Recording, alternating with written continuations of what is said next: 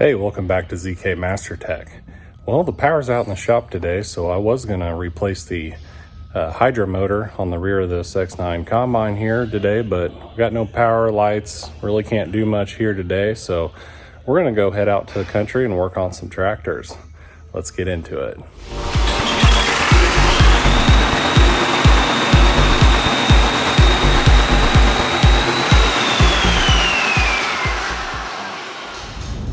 All right, so we're on the road today. Hope everybody had a good 4th of July. I know I did. It was fun. I actually took a John Deere 8R410 and put it in the Sullivan parade and had the fab behind it. Had my wife and my daughter in the fab throwing out candy, and me and my son were nice, cool in the AC and the 8R throwing candy out. And it was a pretty awesome parade. It was really long. Had a good time. So hope everybody else enjoyed their 4th. Today we're going to be going out working on a John Deere 9510R. I previously did a bunch of work to it, and I needed a VGT turbo, but I couldn't get the turbo at the time, so I had no choice but to put it back together so the customer could use it for field cultivating this spring. Well, I've got the turbo in now, so the tractor's not being in use, so we're just going to slip over there and replace that turbo real quick so that tractor can be done for now. There is, I think, another issue with an oil leak on it that I need to look at, so we'll take a look at that. Also, we're gonna, if I have time today, I'm gonna try to swing by another place and replace the outer tie rod ends on an 8400R. I don't think there's really much wrong with the joint itself in the tie rod end, but the boots on it are all worn and leaking grease, and basically the boots are messed up. So customer just wants the whole outer tie rod ends replaced, so we're going to do that for him. So hopefully we can get all that done today. All right, well, here it is. So we're going to get started on this turbo, and it's a beautiful day outside. The birds are chirping, sun's shining, and it's not too hot. Definitely cooler than it has been the past couple days, so we shouldn't be sweating too bad today. One great thing about being a John Deere ag technician for Sloan's is, you know, you get to work in the shop and have the camaraderie with all the other technicians, and be able to listen to music and work on stuff in the shop. And then you also get to go out in the field and enjoy some fresh air and be out in the country and meet all our awesome customers and become good friends with them. And it's almost like you're just hanging out at a buddy's garage, working on their car with them. And, you always have a good time. I enjoy all our customers, become good friends with them. And I just love this job. So if you guys are interested in becoming a John Deere ag technician for Sloan Implement, go to www.sloans.com/careers. And on that page, you can see all the different choices of careers that you can have with Sloan Implement. And one thing that I recommend is become a John Deere technician because, it's the best one out there. Okay, so the first thing that we're going to do is we're going to get this hood into the service position, and we just got to disconnect two 18mm bolts in the back, disconnect the wiring harness for the hood, and then I'm going to roll it forward.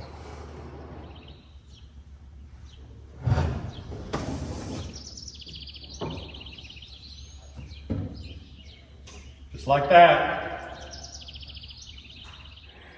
All right, so the first thing we're going to do is drain the block down, because we're draining engine coolant out, because the turbo actuator up here is actually cooled by coolant, so we need to get the coolant level down below that level there. So I'm probably just going to drain out a couple gallons.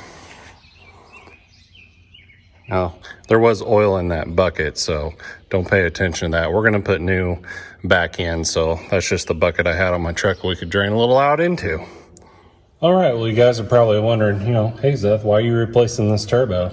Well, I did show this project briefly when it was in the shop a while back, but initially came in for a tractor inspection, and also there was a really bad exhaust leak on number 1, and the exhaust stud on the manifold was broke off in the head, and then I think a couple more broke off. as I was trying to remove the manifold, but got that all fixed and got all new studs in there, gaskets, redid the rocker cover gaskets.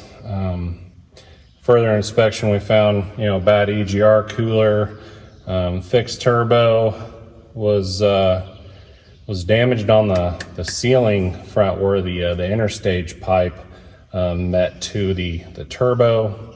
So we put it wasn't sealing good anymore, so we put a fixed turbo on. When I got this turbo down on the bench and started feeling the shaft inside, the bearings had a lot of slop, and the vanes were actually starting to rub inside of the exhaust housing.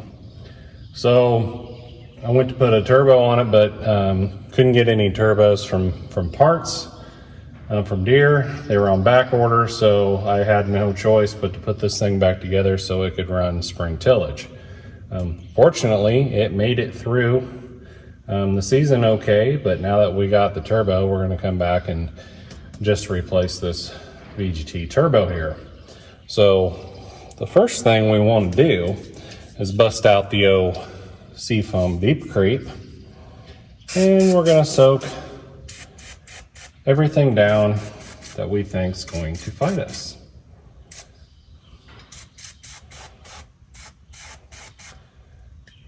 And this stuff works fantastic. Now these clamps aren't too old, so they shouldn't be too big of a problem. It's mainly these nuts here that like to seize up on us. And so we have to take this clamp off. We have to take this clamp off. We got oil supply, oil drain, and the interstage pipe bolts on with the gasket. So we'll undo the bolts for it. Up here, we have two coolant lines for the VGT actuator that we need to take off as well. And then we can get these 4 nuts off the exhaust manifold, lift this heavy turbo off to the ground, clean up the exhaust manifold surface, install a new gasket, lift up the heavy new one into place, and then we can put everything back on with new O-rings, gaskets, and clamps. Sound like a plan? All right, okay, so the first thing I'm gonna do is we're gonna take the exhaust gasket off here with a 13mm ratchet wrench. We'll get that thing loosened. Now we'll take a small pry bar, strike a pry bar and a hammer, and get this loosened off of here.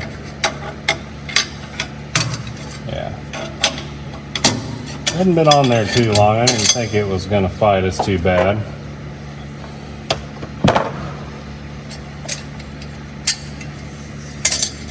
Okay. So then that will kind of spring. You got a little gasket right there. Bye-bye. Now I'll get this one off. Smack this one off.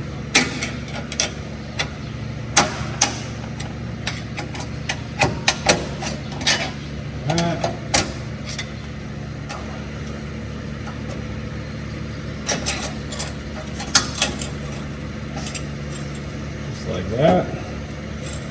Now that's separated. Let's see, what do we want to fight next? I guess we can work on getting this oil supply out. Well, those can fight you. Something fierce. I'm gonna use a 90-degree Milwaukee impact.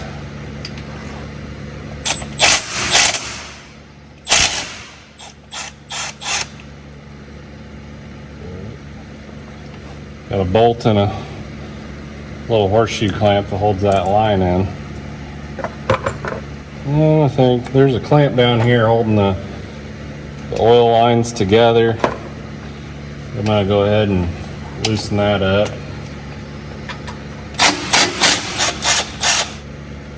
That little guy. All right, so here's the oil supply line that I'm talking about.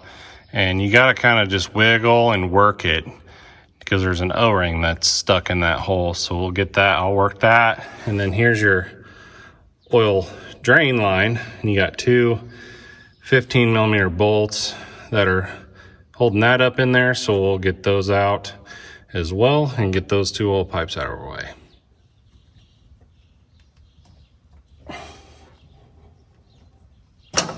Boop. Oh.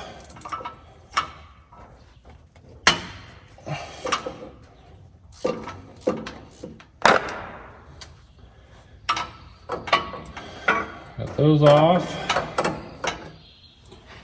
All right, well, I'm going to take this oil supply line off completely because I know it's just going to fight me trying to wrestle that turbo in and out.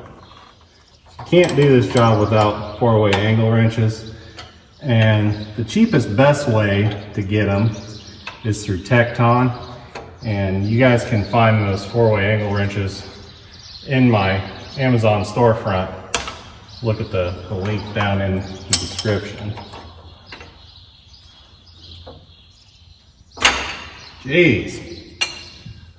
Whatever Gorilla Titan that last wasn't very nice. It was me.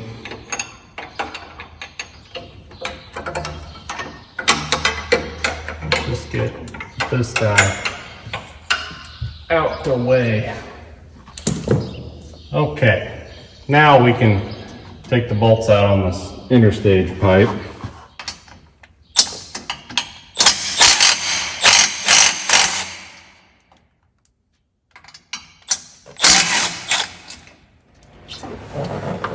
And we got a gasket. Bye.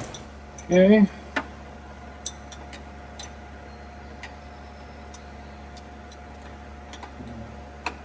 I'm gonna hold the fitting.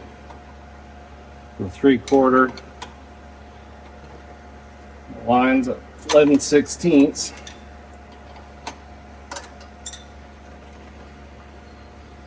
Get these coolant lines off the turbo actuator here.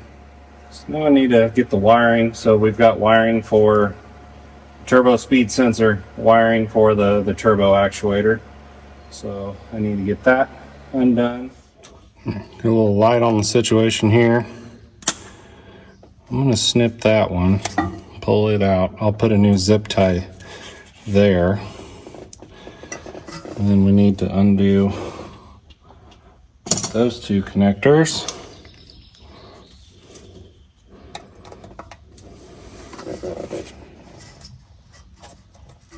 Boop.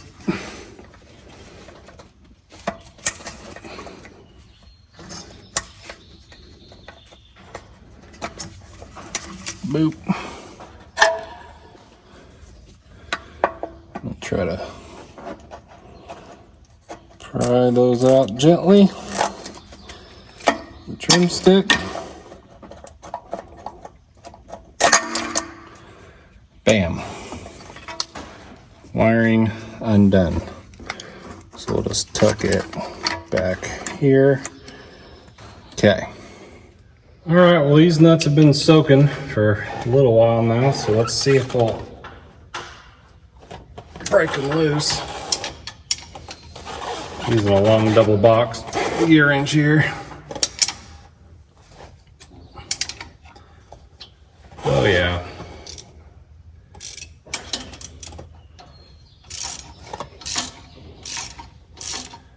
Ever since I switched to that Seafoam Deep Creep, no heating required.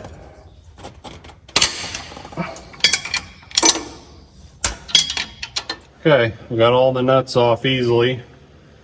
Now we're gonna wrestle this turbo out of here. Hopefully it don't come out too bad of a fight.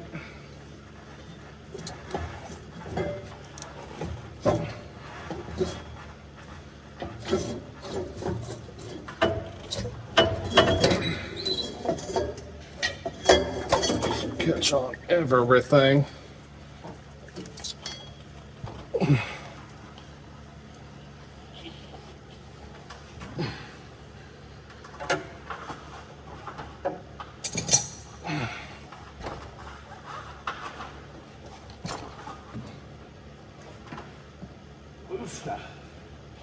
Okay, so here's old turbo, got a new turbo here, VGT.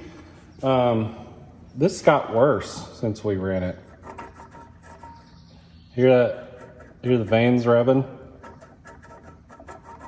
Well, that does not turn good at all.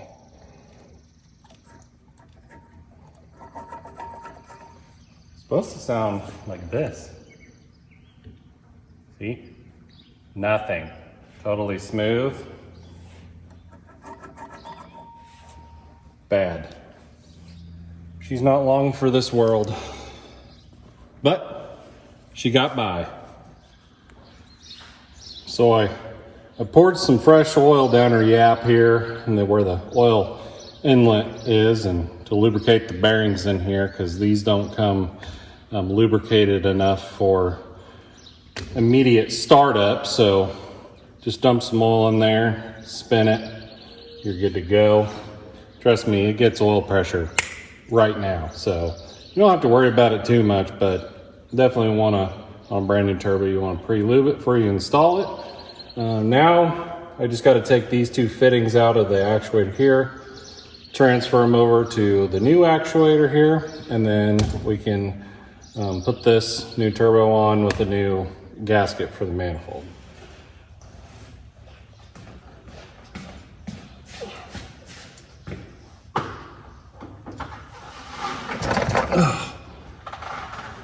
Well, I tell you what, that turbo ain't light.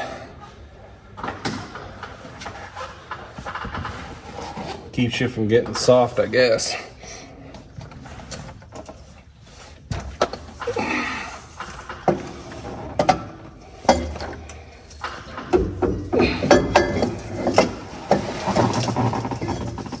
Turn it up in there. Okay.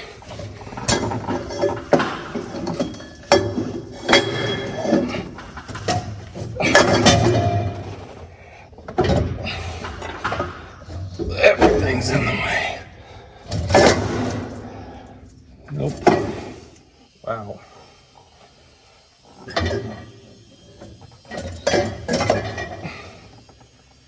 There. Whew. All right. Well, we got it set on there. You know, you fight hitting this pipe here, this pipe here, this pipe here, this pipe here, the wiring that's hanging down. But we got it on there, and I'm gonna go ahead and put the nuts down. I'll torque those down, put a gasket and clamp here.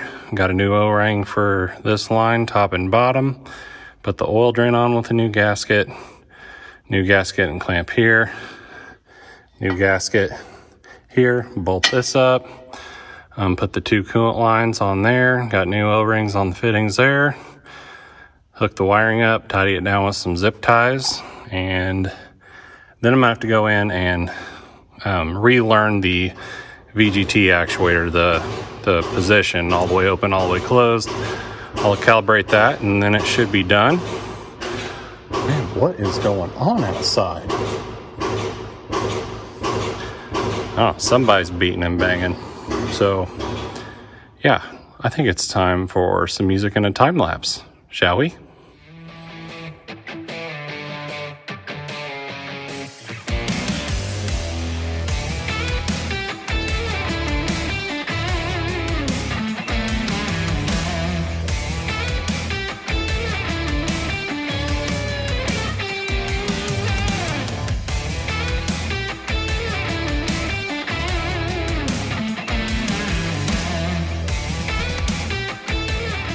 Ta-da!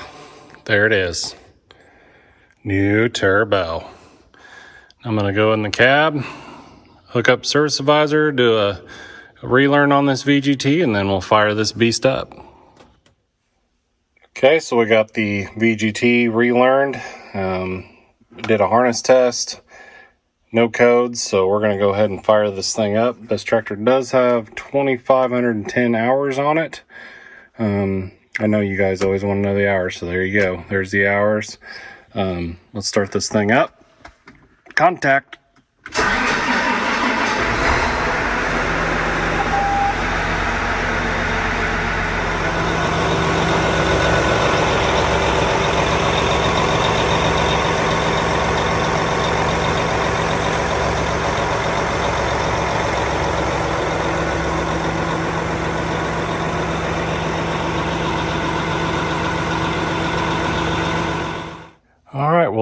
good. No leaks on the turbo, but I did tell you earlier in the video that there was an oil leak on this, and I couldn't remember exactly what it was, but then when I seen it, it quickly refreshed my memory, and the nightmare came back.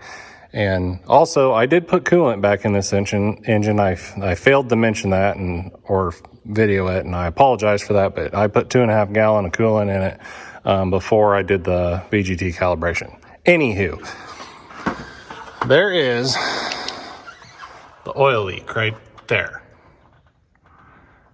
It's coming out of that hole in the head, which is actually a rivet in the head.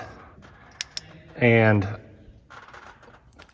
I tried to put some silicone, high temperature silicone on it to slow the bleeding down last season when this thing was running, because it was going to be kind of an ordeal to deal with that rivet, and I'm not sure if we're going to go ahead and try to get that rivet out and put a new one in, but then all of this would have to come off to get that in there, or if I might try some high temperature JB weld that I've actually used to seal cracks in oil pans, and it worked. So maybe we'll just fill that hole with some high temperature JB weld and see what happens, but we're just gonna have to deal with that at a later date for now.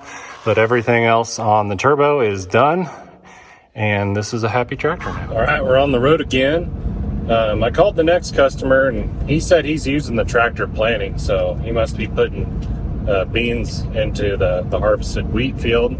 So we're not going to be able to do the tie rod ends on the 8400R. So I'm going to go back to the shop, and I'm going to work on putting that rear hydraulic motor on the X9 1000. So let's get into that. All right, made it back to the shop. Here's the big X9 1000. This thing is a beast. Check it out.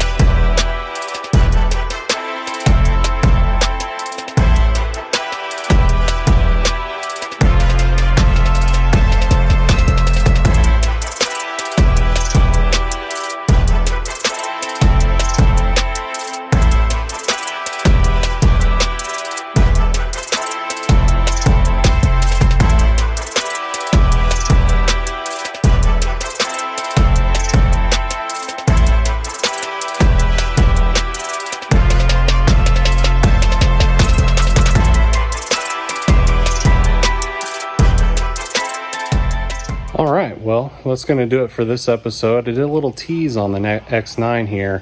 You know, pay attention for the next video. We're going to get into that hydraulic rear wheel motor. So keep an eye out for the next video coming soon. And until next time, keep that green iron moving.